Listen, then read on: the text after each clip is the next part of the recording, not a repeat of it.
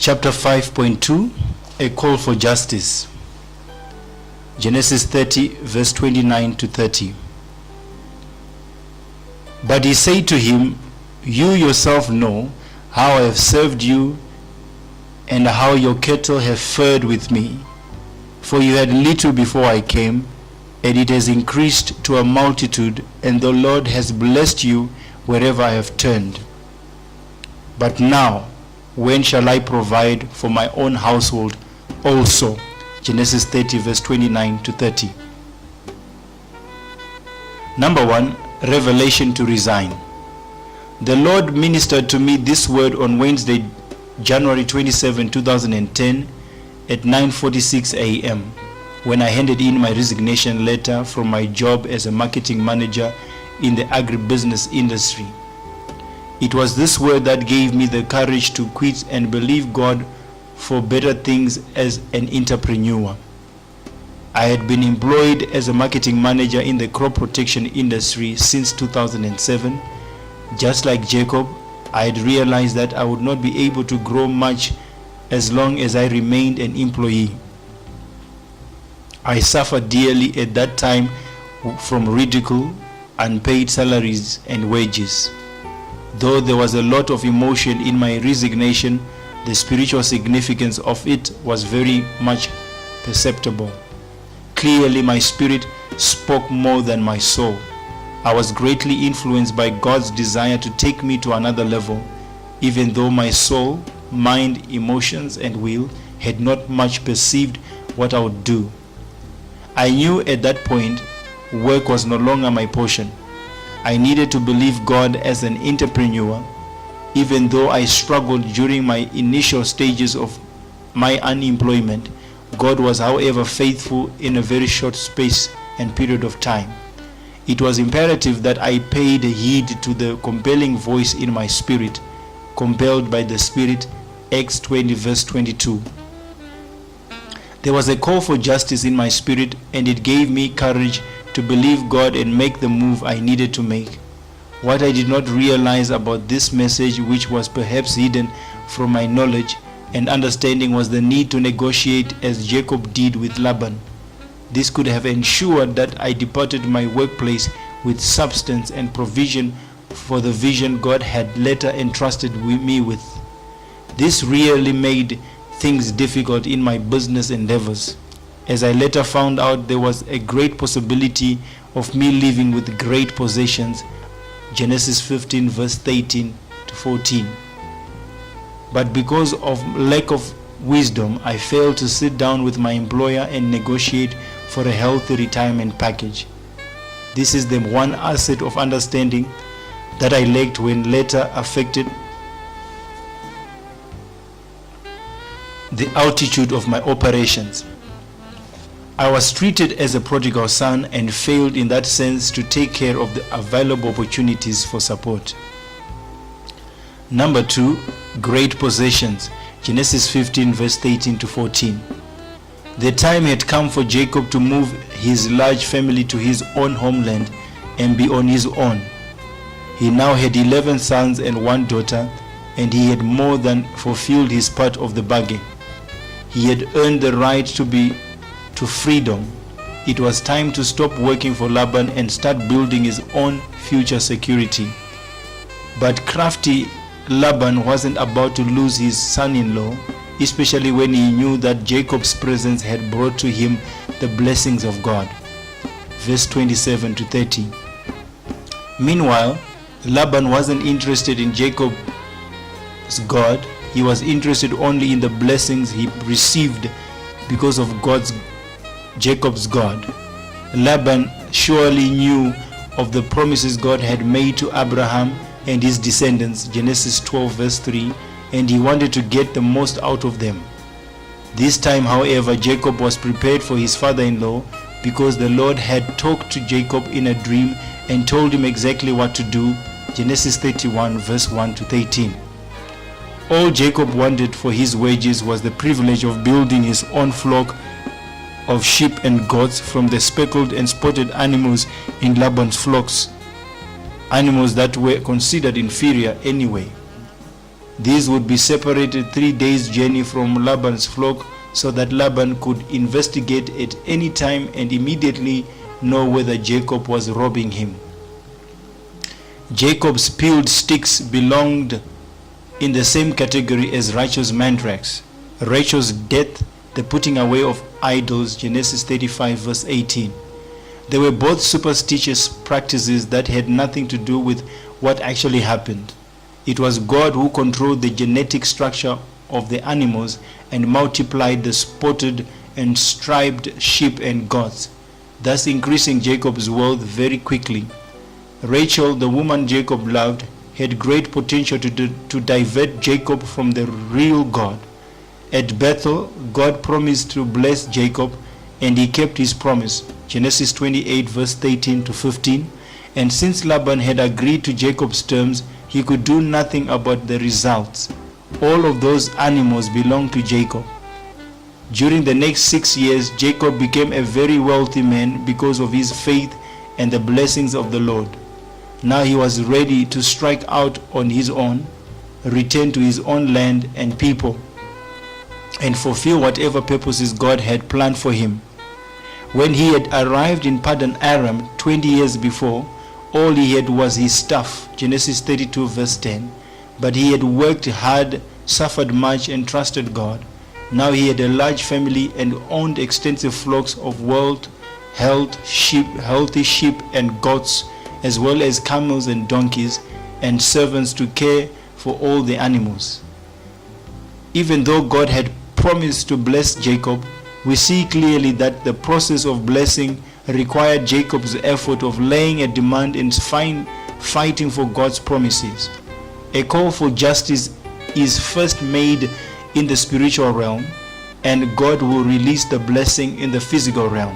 Seeing that his divine power has granted to us everything pertaining to life and godliness, 1 Peter 1 verse 3, if Jacob had not laid a demand for justice to be served concerning his wages, he would have continued working for Laban for nothing. Similarly, if we are not aware of our heritage in Christ Jesus and the benefits of our salvation and claim them, we will continue to live as slaves and not sons, from slavery to sonship, Galatians 4 verse 1 to 11. Let there be justice for every trouble you have been through. If you buy a Hebrew slave, he shall serve for 6 years, but on the 7th he shall go out as a free man without payment. Exodus 21 verse 2. The Hebrews, though freed from slavery, had slaves themselves. A person could become a slave because of poverty, debt, or even crime. But Hebrew slaves were treated as humans, not property, and were allowed to work their way to freedom. The Bible acknowledges the existence of slavery, but never encourages it. Jacob worked for Laban for 6 years and an extra 6 years to 8 years. He rightly deserved justice to be served and leave great possessions. Number 3, after judgment, deliverance must come. John 5 verse 5 to 9. A man was there who had been ill for 38 years. When Jesus saw him lying there, he knew that he had already been a long time in that condition. He said to him, "Do you wish to get well?" The man answered him, "Sir, I have no man to put me into the pool when the water is stirred. But while I am coming up, another steps down before me." Jesus said to him, "Get up, pick up your pallet and walk." Immediately the man became well and picked up his pallet and began to walk. John 5 verse 5 to 9. After 38 years, this man's problem had become a way of life. No one had ever helped him. He had no hope of ever being healed and no desire to help himself. The man's situation looked hopeless. But no matter how trapped you feel in your infirmities, God can minister to your deepest needs. Don't let a problem or hardship cause you to lose hope. God may have a special work for you to do in spite of your condition or even because of it. Many have ministered effectively to hurting people because they have triumphed over their own hurts. After judgment, deliverance must come. The man needed justice for all the years of suffering. He needed the Lord to remember his original intent and purpose for him. Unlike Jacob, there was no record and no recorded covenant between this man and God, but still Jesus visited him. You may not have prayed a lot of prayers or fasted to your satisfactory, but Jesus has a way of visiting you in your infirmities as if you deserve deliverance. Not the similarity of the 38 years the men spent by the pool and the 38 years of judgment the children of Israel spent in the wilderness during the days of Moses. After 38 years, God had no option but to bring the children of Israel into the promised land. After the 70 years of captivity in Babylon, God had no option but to restore the remnant seed back to Jerusalem. After judgment, deliverance must come for God's glory and purposes. Number 4, justice first in the mind. Verse 25. Jacob faithfully served his time with Laban. Even his second apprenticeship, though he was an old man, had a large family to provide for, and it was high time for him to set out for himself. Though Laban's service was hard, and he had cheated him in the first bargain he made, yet Jacob honestly performs his engagement. Not a good man, though he swears to his own hurt, will not change. He who swears to his own hurt and does not change. Psalms 15 verse 4. And though others have deceived us, this will not justify us in deceiving them. Our role is to do as we would be done by, not as we are done by. Jacob's term having expired, he begs to leave and go. Observe 1. He retained his affection for the land of Canaan, not only because it was the land of his nativity and his father and mother were there, whom he longed to see, but because it was the land of promise, and in token of his dependence upon the promise of it, though he sojourned in Haran, he can by no means think of settling there. Thus should we be affected towards our heavenly country, looking upon ourselves as strangers here, viewing the heavenly country as our home, and longing to be there as soon as the days of our service upon earth are numbered and finished. We must not think of taking root here, for this is not our place or country. Hebrews 13 verse 14. Number 2, he was desirous to go to Canaan, though he had a great family to take with him, and no provision yet made for them.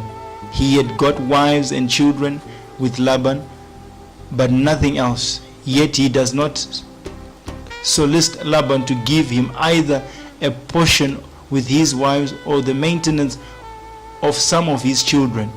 No, all his request is, give me my wives and my children and send me away. Verse 25 and 26. Not those that trust in God, in his providence and promise, though they have great families and small incomes, can cheerfully hope that he who sends mouth will send meat. He who feeds the brood of the ravens will not starve the seed of the righteous. Number 5, Laban's desire of Jacob's stay. Verse 27. In love to himself, not to Jacob or to his wives or children, Laban endeavors to persuade him to continue his chief shepherd, entreating him by the regard he bore him, not to leave him. If I have found favor in your eyes, please stay. Verse 27. Not childish, selfish men know how to give good words when it is to serve their own ends. Laban found that his stock had wonderfully increased with Jacob's good management, and he owns it with very good expressions of respect both to God and Jacob. I have learned by divination that the Lord has blessed me because of you. Verse 27. Observe 1. Laban's learning. I have learned by divination. Not the evil world is well aware that God is on our side. Just as the Philistines acknowledge Isaac's prosperity as having come from God, and the devil's acknowledgement that God provided and protected Job's wealth. Laban by divination learned that he had been prosperous by the doing of Jacob's God.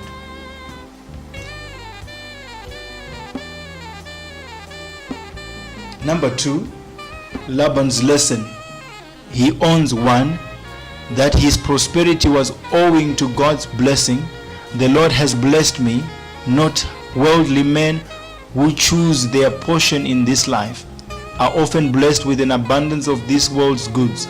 Common blessings are given plentifully to many that have no title to covenant blessings. 2, that Jacob's faithfulness had brought that blessing upon him. The Lord has blessed me, not for my own sake. Let not such a man as Laban, that lives without God in the world, think that he shall receive anything good of the Lord. James 1 verse 7. But for thy sake. Not one.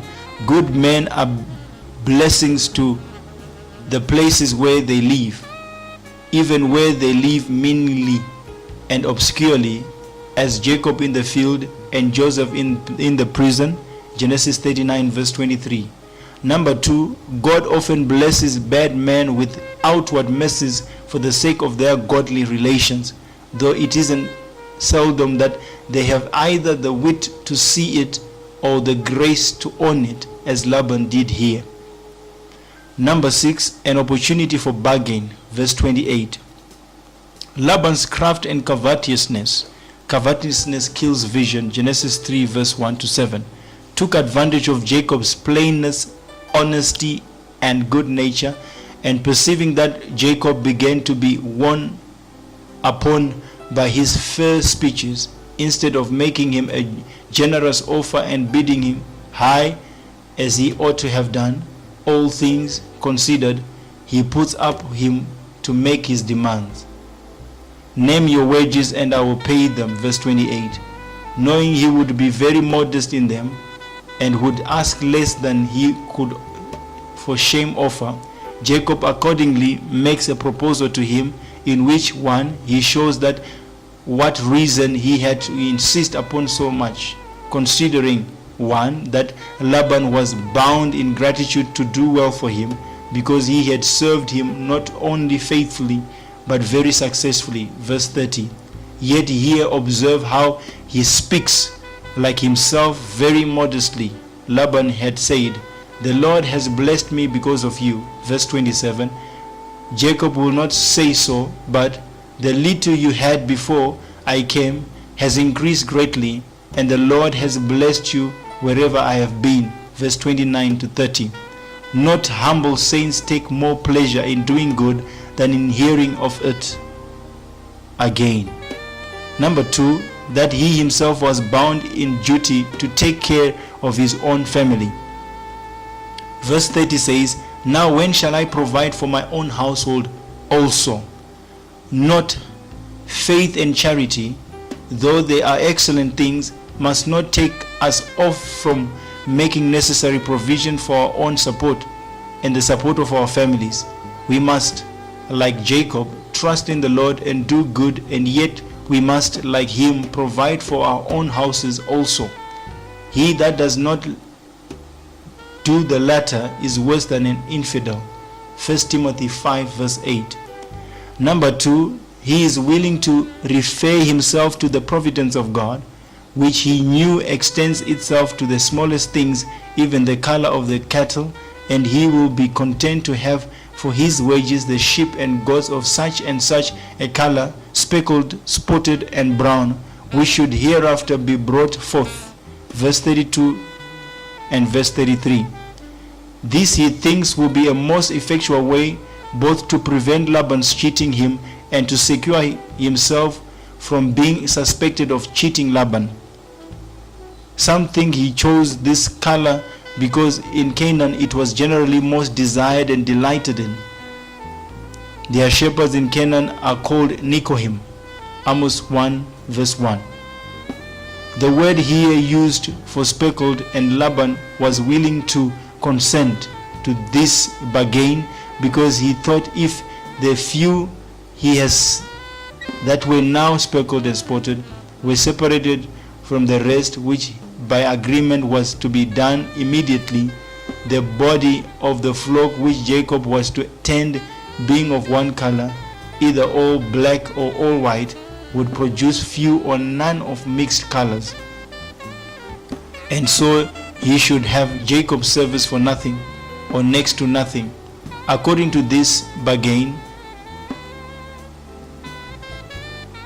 those few that were party-colored were separated and put into the hands of Laban's sons and sent 3 days' journey off. So great was Laban's jealousy, lest any of them should mix with the rest of the flock to the advantage of Jacob. And now a fine bargain Jacob has made for himself. Is this his providing for his own house, to put it upon such uncertainty? If these cattle bring forth, as usually cattle do, young ones of the same color with themselves, he must still serve for nothing and be a drudge and a beggar all the days of his life. But he knows whom he has trusted, and the event showed, one, that he took the best way that could be taken with Laban, and who otherwise would certainly have been too hard for him, and b, that it was not in vain to rely upon the divine providence, which owns and blesses honest, humble diligence. Those that find men whom they deal with unjust and unkind shall not find God so, but some way or other he will recompense the injured and be a good paymaster to those that commit their cause to him. Number 7, Jacob's ingenious policy. Here is Jacob's honest policy to make his bargain more advantageous to himself than it was likely to be. If he had not taken some cost to help himself, it would have been a bad bargain indeed, which he knew Laban would never consider, or rather would be well pleased to see him a loser by. So little did Laban consult anyone's interest but his own. Now Jacob's contrivances were, 1, to set peeled sticks before the cattle where they were watered, that looking much at those unusual party-colored sticks, by the power of the imagination, they might bring forth young ones in the like manner party-colored. Verse 37 to 39. Probably this custom was commonly used by the shepherds of Canaan, who coveted to have their cattle of this motley color. Note, it becomes a man to be master of his trade, whatever it is, and to be not only industrious but ingenious in it, and to be versed in all its lawful arts and mysteries. For what is a man but his trade? There is a discretion which God teaches the husbandman, as plain a trade as that is, and which he ought to learn. Isaiah 28 verse 26. Number 2, when he began to have a stock of ring striped and brown, he contravened to set them first, and put the faces of the rest towards them, with the same design as in the former contrivances, but would not let his own, that were of one color. Verse 40. Strong impressions, it seems, are made by the eye, with which therefore we have need to make a covenant. Number 3, when he found that his project succeeded through the special blessings of God upon it, he contrived by using it only with the stronger cattle to secure to himself those that were most valuable, leaving feebler to Laban. Verse 41 to 42. Thus Jacob increased exceedingly, verse 43, and grew very rich in a little time.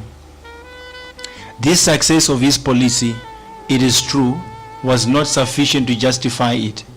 If there had been anything fraudulent or unjust in it, which we are sure was not, for he did it by divine direction.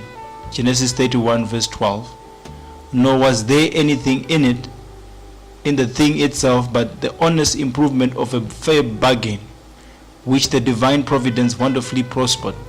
but in justice to Jacob, whom Laban had wronged and dealt hardly with, and in pursuance of the particular promises made to him of the tokens of the divine favor, not those who, while their beginning is small, are humble and honest, contented and industrious, are in a likely way to see their latter end greatly increasing. He that is faithful in a little shall be entrusted with more. He that is faithful in that which is another man shall be entrusted with something of his own. Jacob, who had been a just servant, became a rich master. Amen.